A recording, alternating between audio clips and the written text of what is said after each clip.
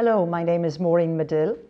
I joined the tour in 1986 and played for about 11 years. 5 of those years I was a member of the board of the tour, and that was how I initially got involved.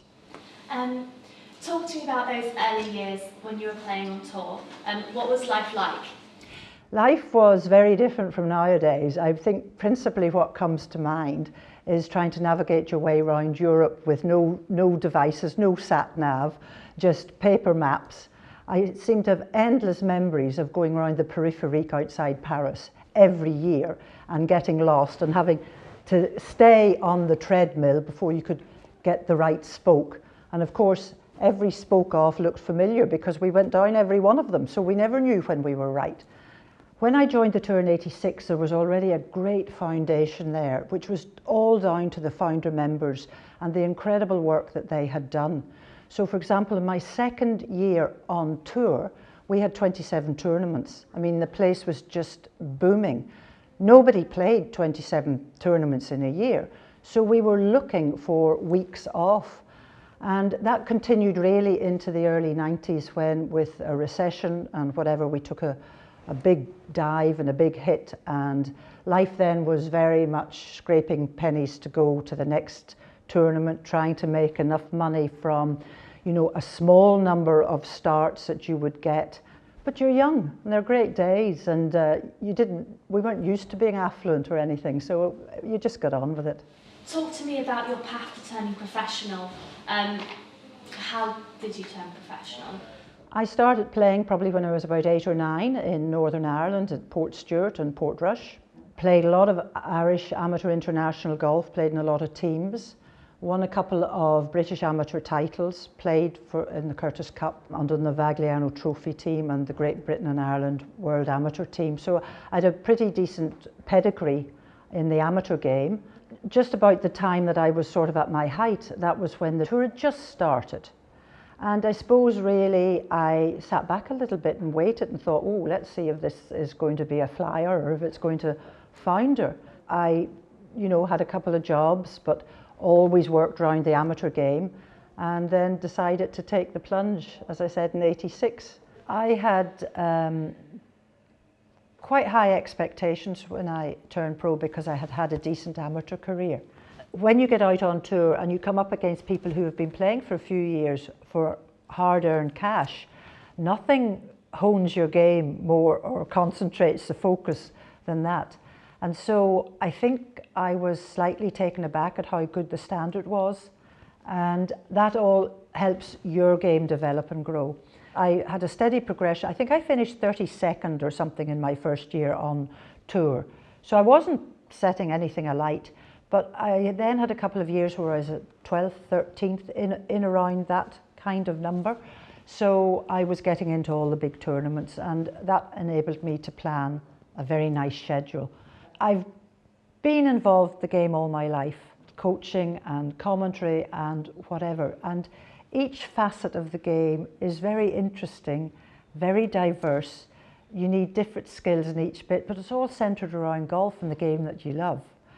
You learn about golf every day, not just about your own playing, but about people and people's characters. And there's a lot of very good people in this sport, and that is one of the biggest attractions. And that's why so many of us feel blessed that we've had it in our lives all our lives. We've got our mums and dads, most of us, to thank for that. So it's been a tremendous ride. Yes, so I was going to ask about taking the plunge. Was it scary to turn professional at that time? Not really for me. I'd already been out in the States. I'd gone to St Andrews University, got a golf scholarship to America. Along with a Welsh player, we were the first women ever to go on golf scholarships to the States. So I was older. I had a university degree, and if it didn't work, there were other things I could go and do. So I wasn't the one who had really taken the risk, because, as I said, there was already an established and thriving circuit there for me to join. So it was a bit of a no-brainer. Timing's everything in life, and I was just really lucky. What are your opinions of the LET now and how far it's come? I think it's amazing. I think it's absolutely amazing. The standard of play, the players who can't even get a card, and I think the players are still very good at what we had to work very hard at, which was in the Pro-Am experience, making it a wonderful day out for their sponsors. I mean, Pro-Am players still to this day say that they much prefer playing in the women's professional events in those Pro-Ams because the girls look after them. They give them a great day out. When I was a youngster, I played in one of the European Tour men's Pro-Am teams, and it was a fairly good renowned Spanish player, not Sevilla, I have to say, but he didn't speak to me the whole way around. And that, you know, we heard that a lot, and we realised that we had to, you know, give value for money. And I think the tour today is still doing that. What were the biggest challenges back then, and what do you think stayed the same on tour? What stayed the same? I think the camaraderie has stayed the same. It's a very peculiar sport because you go out there and it's always, you don't really feel you're playing the other 100 and whatever players. It's always against yourself. So if you're in my group and you have a great round, I'm really pleased for you. You know, thankfully it's not quite as adversarial as tennis, you know, where you might get knocked out in the first round every week. So I like the camaraderie side of it, and players are always very helpful to each other with their games and so on. They wish them well. The real challenges back there was, well, we went through a couple of recessions, and women's golf was very much in the halfpenny place. And I think we tried at one stage to almost force feed our growth. And we put the minimum amount of the prize fund up, and we lost sponsors of smaller tournaments. Now, hindsight's a wonderful thing. Looking back, that I think was a big error, because we should have been grooming them and being patient to grow those into bigger tournaments. Everybody was feeling the pinch in the early 90s.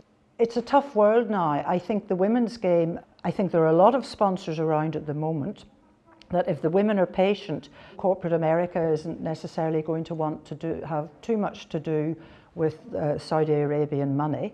So there's opportunities there that there have never been before, because I think there will be other companies, businesses who don't want to go down that route, and they're looking to supply sporting sponsorship somewhere, and they're golf mad, and the women's golf is a tremendous vehicle. So hopefully there will be good spin-offs for the women's game. Speaking about the future there, where would you like to see the women's game in 10, 15, 20 years' time? I'd like to see lots of pathways into getting a card. I'd like to see competition kept at its purest form. I do not like endless tournaments with limited fields and no cuts. I like the meritocracy of it. I like the fact that you could be number one in the world, I could be number 180. We get to tee up in the same tournament, and you could miss the cut that week and not have any prize fund because you didn't produce the goods that week. I think 30 tournaments, something in that region, 30 to 35 good tournaments a year, and I think that's really, really healthy.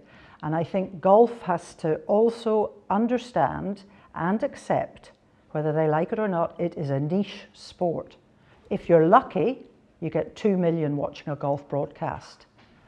I'm not a fan, as you can guess, of this sort of relentless greed that has been shown on the side of the men's game. And I just hope that the women are a little more realistic, and it's all there for them to have a platform to make a really, really good living and have a very entertaining product. And I just hope they do that. Going back a little bit now to when you were playing and your playing experiences, have you got any great stories you're willing to share, or moments that just stick out in your memory? There are lots of stories. Maxine Burton, she was one of the founder members, and she was the chairman of the tour in the very early days. She said to me, "Mo, you need to go and get your teaching qualification." And I said to her, "No, I don't think I'll bother, Maxine. And she said, why not? I said, well, I'm never going to teach. And she said, oh, no, but you must, because this is the last year that the PGA are doing it in this such and such a manner. You can go and do this amount of study, you do the exam, and that's it, you're qualified. After this, it's going to become a 2, 3, 4-year course.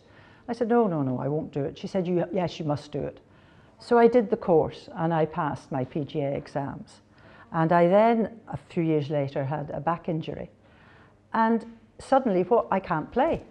I've had something like 30 years of a coaching life and coached international squads and whatever. And I still think of her laying the law down to me and saying, you must go and do this.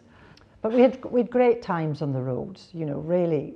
I remember I was in charge of booking accommodation once, and we were playing the Swiss Open. And I didn't realise it, but I booked an hotel. It was very close to the course. It was about 10 minutes away. I booked the hotel, but it was over the French border. So although it was 10 minutes away, we had to go through the border every day, and it took about 40 minutes. And everybody who was staying with me was absolutely furious. And in those days, everything was different currencies. So that was another wee challenge, all the tax implications for all these different countries with different currencies.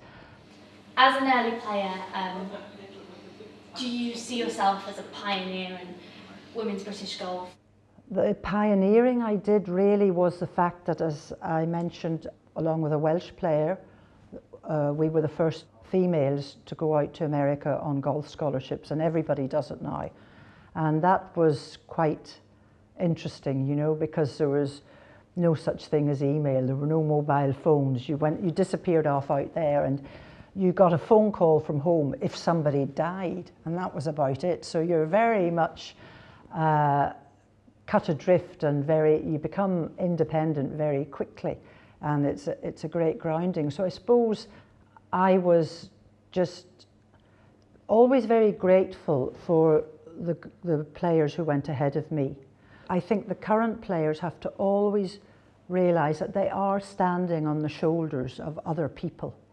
It isn't just always all about them. You know, there are people who have put their careers and lives into brick by brick building of what you hope will be a wonderful product. And you hope it's wonderful for them because it has given us all a wonderful life. Could you ever imagine a life where you hadn't become a professional golfer?